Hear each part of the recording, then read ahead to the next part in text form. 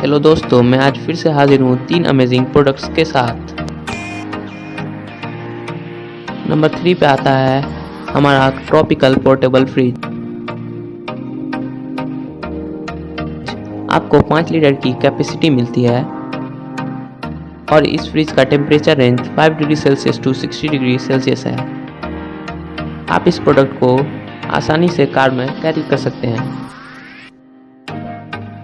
और आप इस फ्रिज को सोलर पावर से भी चला सकते हैं। ये प्रोडक्ट का लिंक आपको डिस्क्रिप्शन बॉक्स में मिल जाएगा, वहां से आप जाकर इसे खरीद सकते हैं।